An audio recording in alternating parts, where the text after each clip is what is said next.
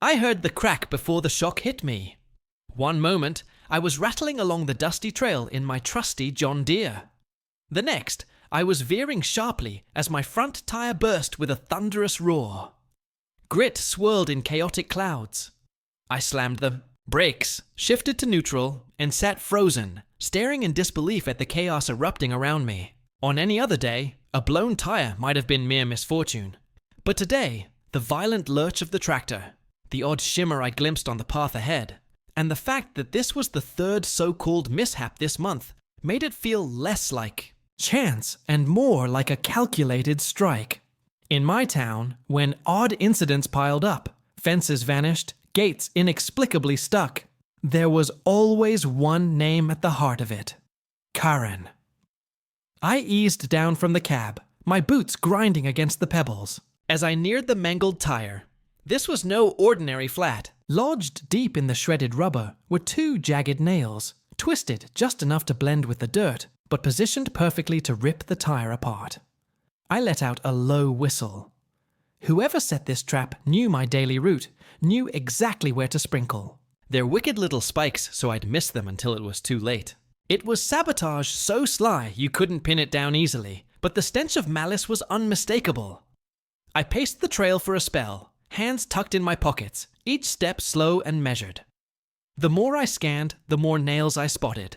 Tiny metal. Vipers poking through the dust, poised to strike. This wasn't a stray handful. Someone had laced my path with enough steel to cripple any rig that dared roll through. It would have taken hours. It wasn't random. It was personal. When I glanced toward the tree line at the edge of my land, there she stood. Karen, arms crossed like a commander inspecting her war zone. She thought she'd triumphed. Her tennis visor sat primly above a smirk that oozed victory. Even from 50 yards, I could see the gleam in her eyes. She wanted me to know. No skulking this time. She claimed this ground, or so she believed. Her pristine HOA enclave, pressed right against my property. Ever since I'd parked my weathered tractor by the road to let its engine breathe, she'd been pitching fits like a child denied a treat. Karen strode toward me, her heels snapping on the asphalt like a drumbeat of ill intent. She stopped at the invisible line dividing my land from her HOA's domain and called out, her voice coated in crocodile tears. "Tough morning, Sheriff. Tractor woes? Maybe it's time to retire that rusty relic before someone gets hurt." I flashed a tight smile and tipped my hat, silent. She didn't deserve my words. Not yet. She prattled on about property values, community rules, and vague complaints from her precious board. I knew her playbook by rote. Karen thought her gated utopia and manicured lawn gave her reign over everything in sight. What she didn't know was that the strip of road her neighbors drove daily, the patch of grass by the oaks, even the ground beneath her feet right now, it wasn't hers. It was mine, bought outright when farmland was dirt cheap and unwanted. As Karen blathered, I knelt by the ruined tire, feigning attention while my mind raced like a coyote in a storm. I didn't need to argue or shout. I had something sharper. The law and time. Two weapons Karen was about to meet head-on. She eventually tired of her own voice and flounced off, tossing a parting shot over her shoulder. "Clean up this mess before the board finds you again." Her laugh grated like a blade on stone, slicing through the morning's calm. Fines. She thought she could scare me. It was almost charming. I waited until her golf cart vanished around the curve before dialing a familiar number. Deputy Miller, picked up after 2 rings, voice groggy. "Sheriff? What's up? You good?" I smirked, glancing at the clutch of nails I'd gathered as proof. "Better than good. Pull every HOA filing for Cedar Grove. Grab the county deeds too. Time we reminded some folks whose dirt they're treading on." A pause, then a chuckle. "On it, boss." I hung up, pocketing the nails. The sun climbed higher, stretching. Shadows across the gravel and fields. My tractor sat battered but unbowed, just like me. This wasn't about a tire anymore. This was war. Karen had picked the wrong fight, targeting a sheriff on land he owned outright. In my town, messing with. A man's property was a fool's gambit. As I headed back to the house, plotting my next move, one thought warmed me. Karen thought she'd cowed me. She had no clue I was just warming up. Deputy Miller came through by noon the next day. A hefty folder landed on my kitchen table, coffee steaming beside it, my grin wide enough to split wood. I thumbed through the deeds first, faded but ironclad. County records confirmed my family snapped up this land when it was just pasture and rattlers. Years later, developers snatched up scraps for their gated haven, but never touched my slice. They'd even begged to use my road to reach their fancy entrance. A handshake deal. Pure neighborly grace from my granddad. No contracts, no rights, just permission that could vanish as quick as it was given. Sipping coffee, I dove into the HOA papers Miller dug up. It was like unraveling a tapestry of hubris and folly. Karen's board assumed that because they trimmed the hedges and lit the entryway, they owned the road to their subdivision. They had no claim, no easements, no tax records. They'd been trespassing for years. I chuckled, shaking my head. You'd think a woman obsessed with property values would check her facts before picking a fight. A knock broke my focus. Through the window, Miller's grin shone like a kid on Christmas. He tossed another folder on the table. Got the survey maps, boss. Bad news or good? I leaned back, arms crossed. Shoot. Bad news. Karen filed an HOA violation against you this morning. Says your tractor's a community hazard, demands you move it or face $5,000 in fines. I snorted. $5,000? They thought they could bully me with pocket change. Miller's grin widened. Good news. Her violation notice got filed with the county clerk by mistake. It's public record now. If you want to countersue for harassment and defamation, you've got a rock-solid case. I roared with laughter, the kind that rattles your bones. Poor Karen, digging her own pit without a clue. We spent the next hour tracing property lines, verifying every inch. Then I made calls. A local print shop rushed a batch of signs, blazing yellow, bold black text, impossible to ignore. Private property. No trespassing. Violators prosecuted. For a little sting, I added, Sheriff enforced. By dawn, I was pounding those signs into the ground along the road to the HOA. Sweat-soaked but satisfying, each hammer strike felt like a blow to Karen's delusions. By mid-morning, the signs stood proud, boundary markers flagged, my tractor gleaming with fresh tires, courtesy of the county's fund for damaged sheriff equipment. Evidence has its perks. I didn't wait long. At 10 a.m., a white SUV screeched to a halt just past my line. Karen stormed out, hair wild, face crimson. She yanked at a sign like a banshee, but the post was cemented deep. She cursed, blind to the 3 deputies lounging across the field, sipping coffee and savoring the spectacle. I strolled over, hands in pockets. Morning, Karen. Fine day, ain't it? She whirled, waving a crumpled paper. You can't claim public roads. This is illegal! I raised an eyebrow. Public? You mean my private drive you've been crossing for 20 years? Her sputters were music. I pulled a folded document from my pocket.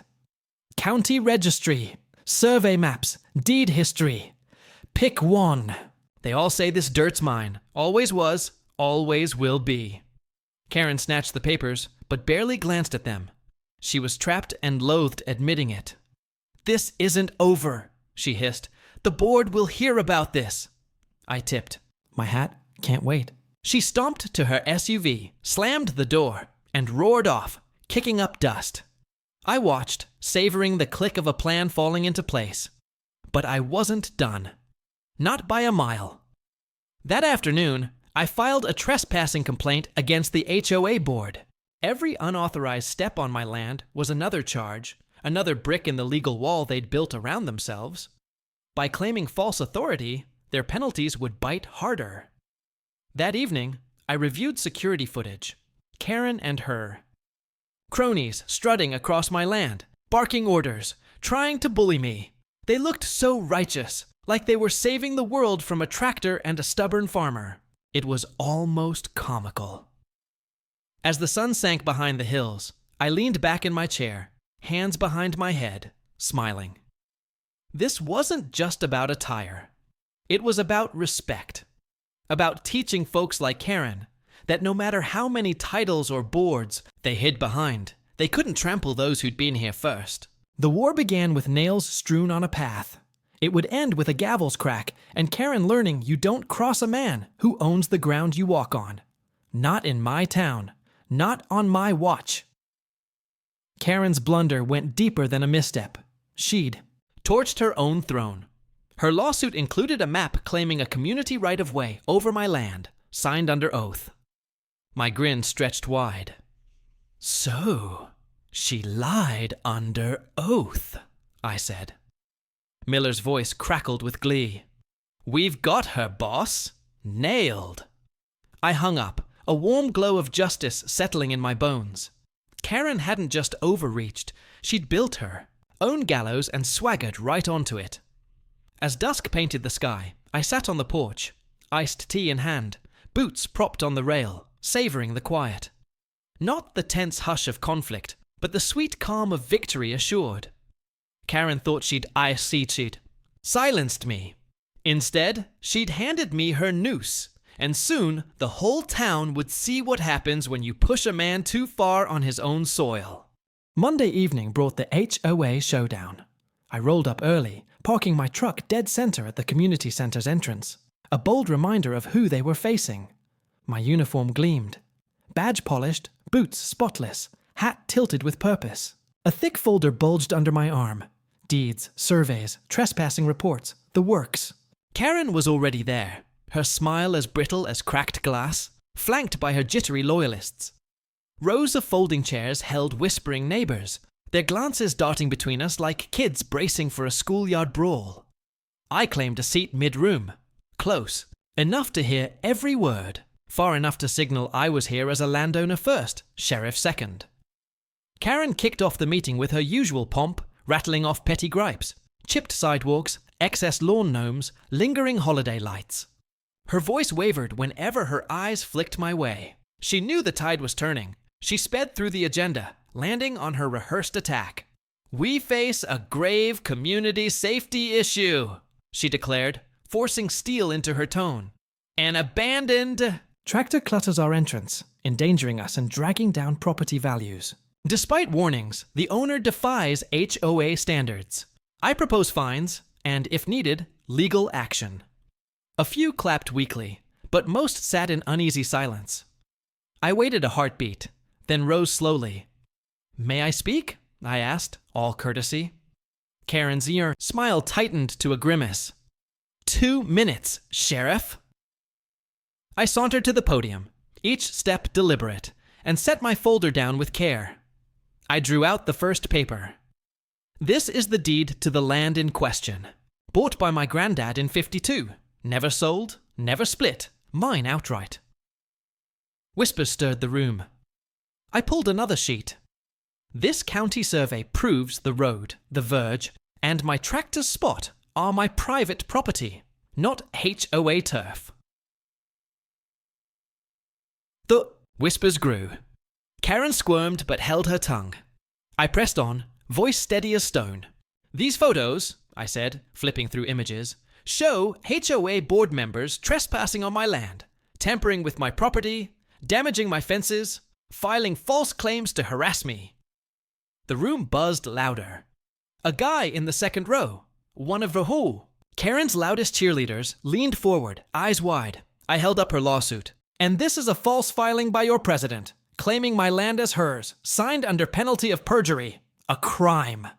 Karen erupted, leaping up, face blazing. This is absurd. You're twisting everything. This is a community issue. I turned to her, calm as a winter pond. Ma'am, you lied on legal documents. You orchestrated an illegal tow. You trespassed. You tried fining me on my own land. That's not community business. That's criminal. Silence crashed over the room, heavy and absolute. I stepped closer to the podium, letting my words sink in. I've filed charges against those responsible. Civil suits for damages are next. And since the HOA tried to control my private road, I'm making it a toll road starting tomorrow. All vehicles pay for access. Pandemonium broke loose. Neighbors gasped, shouted, turned on each other. Karen banged her gavel, futile as a twig in a flood. They demanded answers, refunds, her resignation. I stood serene, arms crossed, watching her paper empire crumble. It wasn't vengeance driving me, but the quiet thrill of justice served. A gray-haired board member, all no-nonsense grit, stood and faced the chaos. I moved to dissolve the current HOA leadership pending investigation. Now, I'm no lawyer, but my gut tells me this could be trouble. I'd need to dig into the specifics, land records, HOA bylaws, and any relevant local laws to give you a solid answer.